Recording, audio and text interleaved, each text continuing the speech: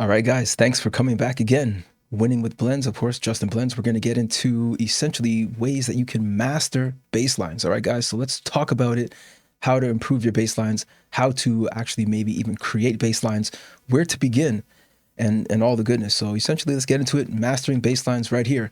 If it's your first time, of course, like the video, subscribe, all of the good stuff. You've heard of it, but definitely check out the description. I've got some very interesting links there for some of the things that I personally use, some of the gear that I love. Some of them could even be some on my wish list, and some of the products that I've actually created myself. So do check that out. So let's get into what we've created so far today. What you're looking at is essentially a chord progression, okay? A simple chord setup here.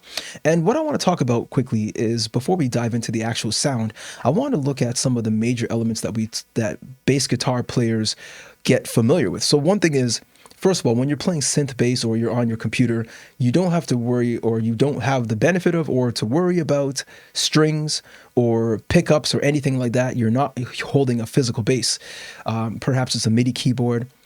Perhaps you're using the piano roll and such. So a couple of quick things to look at are shapes, and sometimes they might call this chunking, okay? Shapes, different bass guitar shapes. So we have octave shapes, we've got major triads, we've got minor triads, we've got root fifth shapes, we've got super shapes, putting them all together, right? This is when, of course, like the fingers and the fret distances and pitch are similar. So you can run these shapes up and down the fretboard on a bass guitar. So for example, with major triads, minor triads, you're looking at the first, the third, and the fifth notes of the scale. And of course, when you're with the bass guitar, you can move your fingers up and down the neck, and essentially you'll get the same type of sound, the same type of pattern, in a sense, no matter where you go, as long as you maintain these shapes. Now with a keyboard, for example, keyboards are not necessarily the same, because you've got 5 black keys plus 7 white keys. It's quite different. So shapes don't necessarily work 100%. You may be playing a major, then you try the same shape and it's a diminished, it's something else. So, but you could still work with the first, third, and fifth notes of the scale, or perhaps the first and fifth, like the root and the fifth, which we'll definitely get into for this example right here. So simple bass lines tend to be essentially the root note of the chord. So let's just take a look at this. Let's press play. Okay. All right, so we've got a fairly simple chord here. Chord melody here. All right.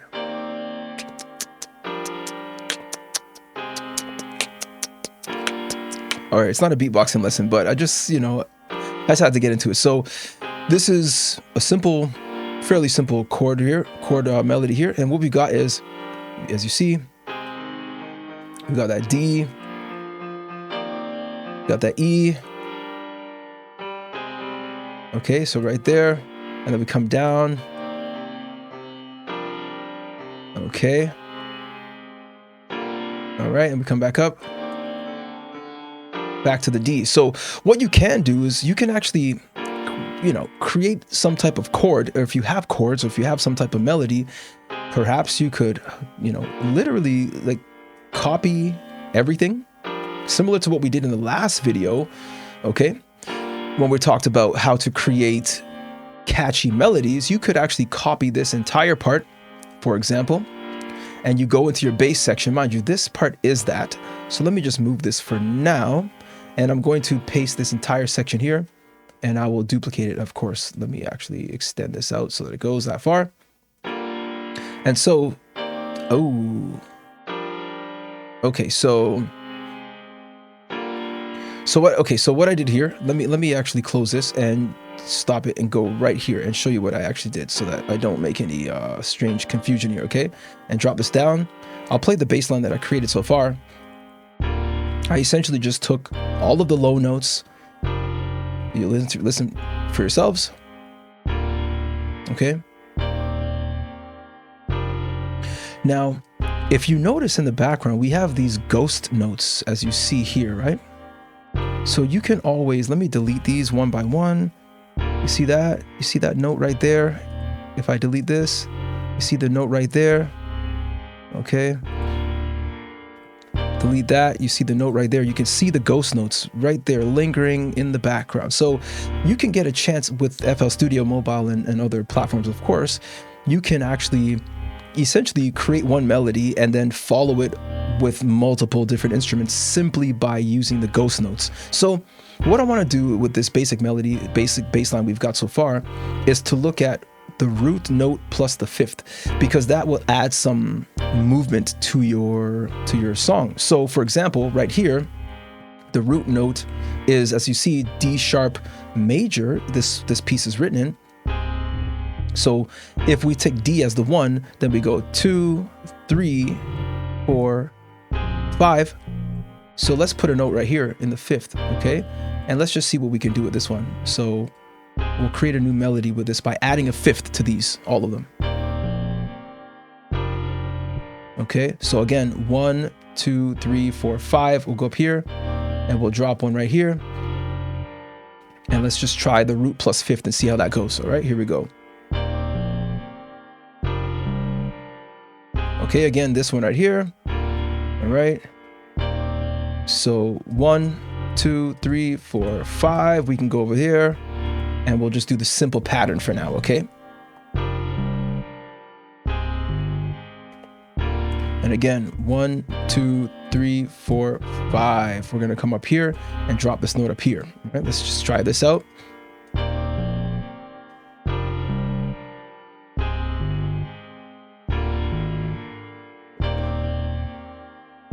Okay.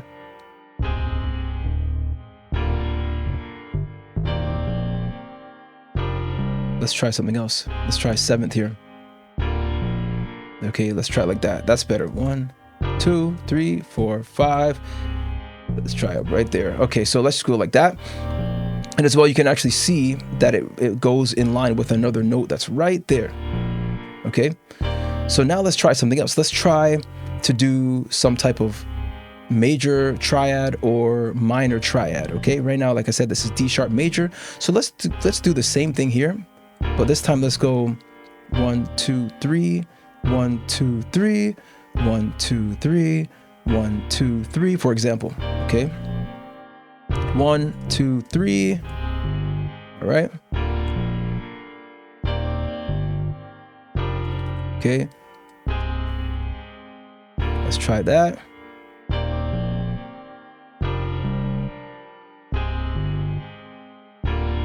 All right. Oops, this should go there. All right. So again, 1, 2, 3, 4, 5.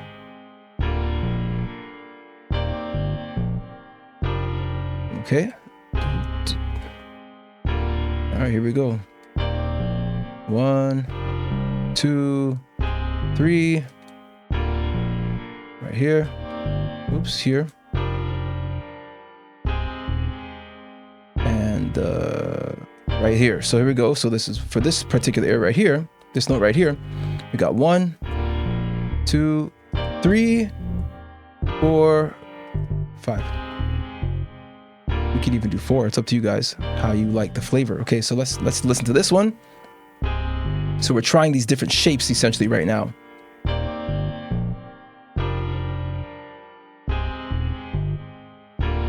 Okay, let's make these a little bit longer. Okay.